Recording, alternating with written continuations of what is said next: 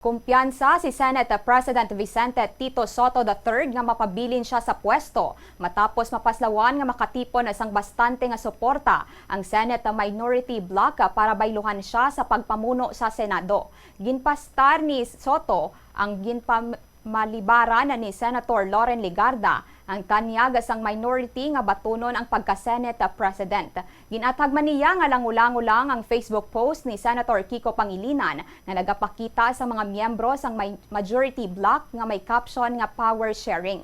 Kahapon na sang hapon na sa natabo sa plenary session sang Senado, nag-adjourn ang sesyon nga si Legarda ang nagpungko kag gintawag siya ni Senate Majority Leader Miguel Zubiri nga Madam President.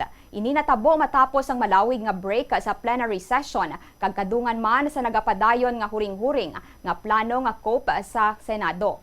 Sang nag-resume na ang sesyon, nagbulos sa floor si Zubiri, sampang si Legarda naman ang nagpwesto sa podium nga perme ginapwestuhan ang Senate President Vicente Sotto III uko na Senate President pro tempore Panfilo Lacson bilang presiding officer. Natala na nga magbalik sa sesyon sa Senado sa Lunes kung sa diin ginalauman nga magpadayon si Sotto bilang leader sang Senado.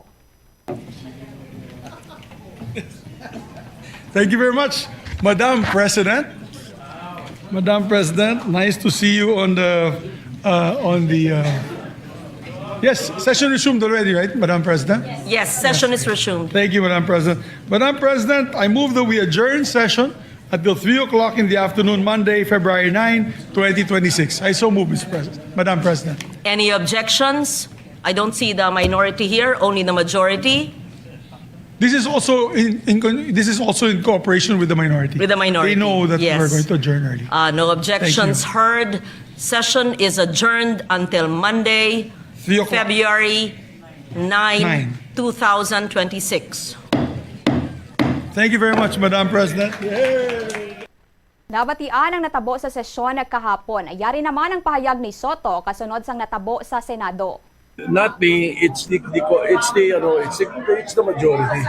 The majority They thwarted. always decide. The majority thwarted an attempt on your leadership, sir. Okay, sir. So there was an attempt and you were able to prevent it? Well, the majority, The majority. not me. It's always the majority who decides. Most probably. Hopefully. paano? Ongoing. Ano naman ang leadership sa Senate? It's always ongoing.